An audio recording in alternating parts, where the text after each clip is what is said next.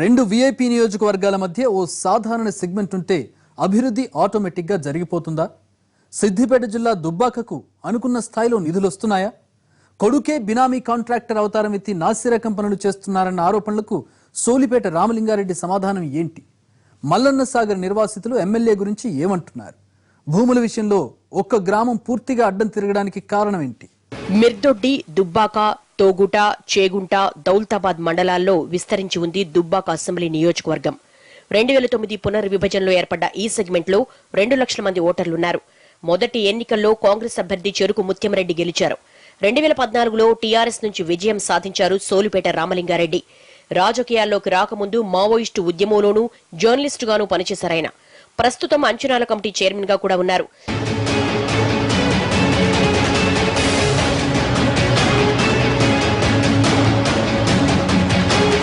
దుబ్బాకకు ఓవైపు CM segment Gajwel, మరోవైపు మంత్రి హరీష్ రావు నియోజకవర్గం సిద్దిపేట ఉన్నాయి.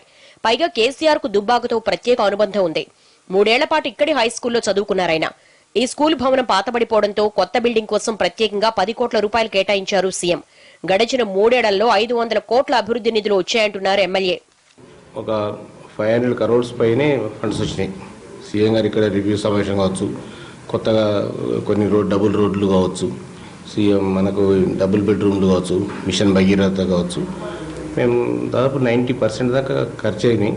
కొన్ని ఏంటంటే మిషన్ భగీరథ పనులు కొద్దిగా పనులకు మేము వేసే సీసీ రోడ్లు, డ్రైన్స్కు కొద్దిగా అనుసంధానం ఉంటుంది, రోడ్స్ కూడా. ఎందుకంటే మేము అడ్వాన్స్ రోడ్ వేస్తే ఆ పైప్ లైన్ విస్తరణ కోసం మళ్ళీ తీసే ట్రెంచ్లలో రోడ్డు దెబ్బతింటుంది. కాబట్టి అట్లా కొన్ని పెండింగ్ అయినాయి. అవి కూడా రీసెంట్గా అయిపోతాయి. దుబ్బాకల సీసీ రోడ్ మాకు శాంక్షన్ అయింది 3 కోట్లది. ప్రధానంగా మిషన్ కాకతీయ కూడా మా దగ్గర మేజర్ చెర్లు బాగున్నాయి. మా దగ్గర చెర్లు, కుంటలు. వాటన్నింటిలో కూడా ఏవైతే ప్రజలకు నిత్యం ఉపయోగపడేటింటివో, అంటే ప్రజలలో ఎక్కువ వాడుకలు ఉన్న చెల్లు అన్ని దాదాపు కంప్లీట్ చేసినాం. 1-2 నిన్న మొన్న కొట్టిన వర్షాలకు బ్రేక్ అయితే కూడా వీటిని వాతావరణ పరిస్థితి చూసి కంప్లీట్ చేస్తాం. నియోజకవర్గంలో 100 పడకల ఏరియా హాస్పిటల్, ప్రభుత్వ జూనియర్ కాలేజ్ నిర్మాణ పనులు జరుగుతున్నాయి. వివిధ రోడ్ల కోసం 15 కొత్త ఆర్టీసీ బస్సులు వచ్చాయి. 2500 డబుల్ బెడ్రూమ్ ఇళ్లు మంజూరైనా ఒక్కటి కూడా ఇంకా పూర్తి కాలేదు. పనులు మాత్రం జరుగుతున్నాయి. టౌన్ హాల్ నిర్మాణానికి హామీ ఇచ్చినా స్థల సేకరణ దగ్గర ఫైల్ ఆగింది. మిషన్ భగీరథలో భాగంగా ఇంటింటికి నల్లా కనెక్షన్లు ఇచ్చే పనులు జరుగుతున్నాయి. అయితే ఎమ్మెల్యే ఇసుక మాఫియాను పెంచి పోషిస్తున్నారన్న ఆరోపణలున్నాయి. మిషన్ కాకతీయలో ఎమ్మెల్యే కొడుకే బినామీ కాంట్రాక్టర్ గా వ్యవహారాలు నడుపుతున్నారని ఆరోపణలు వస్తున్నాయి. దుబ్బాక మండలం చిట్టాపూర్లో రిజర్వాయర్ కట్ట తెగడాన్ని ఉదాహరణగా చూపుతున్నారు ప్రతిపక్ష నాయకులు. ఎమ్మెల్యే ప్రజలకు అందుబాటులోనే ఉండరని అంటున్నారు. దుబ్బాక మీద సవతి తల్లి ప్రేమ తప్ప ఈ రామలింగారెడ్డి ప్రశ్నించలేకపోయేటువంటి తత్వం, పనిచేయలేకపోయినటువంటి తత్వం, అనారోగ్య సమస్యలు మొత్తానికి ఎవరికి అందుబాటులో లేకపోవడం వల్ల నియోజకవర్గ అభివృద్ధి పూర్తిగా కుంటుపడిందనేది భారతీయ జనతా పార్టీ ఆయన మీద చేస్తున్నటువంటి తీవ్రమైనటువంటి ఆరోపణ.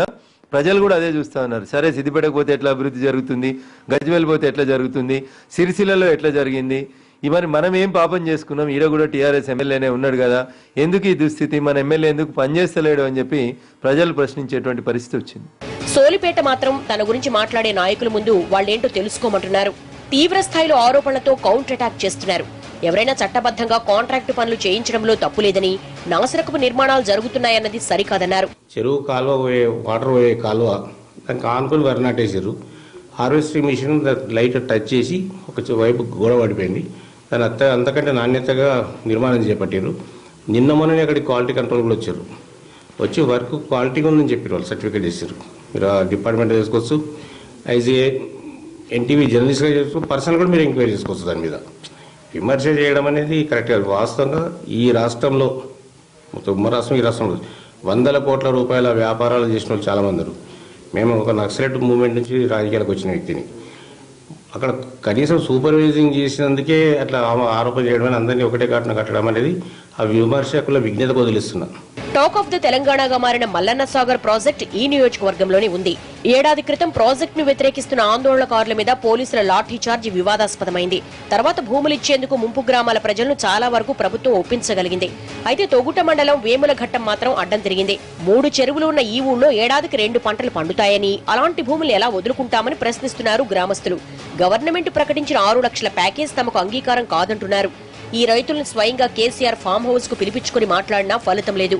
400 రోజులుగా నిరాహార దీక్షలు కొనసాగుతున్నాయి.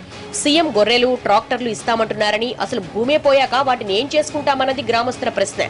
ఈ విషయంలో ఎమ్మెల్యే తమ వైపు లేరంటూ ఆగ్రహం వ్యక్తం చేస్తున్నారు.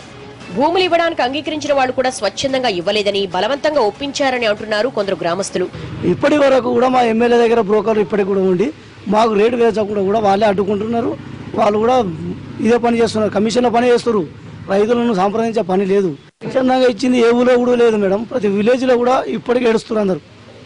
ఈ విలేజ్ ఇచ్చిపెట్టి పోవాలంటే, ప్రతి ఊరు ఇచ్చిపెట్టి పోవాలంటే ఎవరికి ఇది లాఠీ చార్జ్ అన్యాయం అని చెప్పి తిరగబడ్డటువంటి వాళ్ళ మీద అందరి మీద దెబ్బలు, ఇక్కడ ఉన్నటువంటి అమాయకుడైనటువంటి ఎడ్డి ఆయన ఉన్నటువంటి ఆయనను కూడా విపరీతంగా కొట్టిన పరిస్థితి, అనేక మంది చేతులు విరిగిపోయినాయి.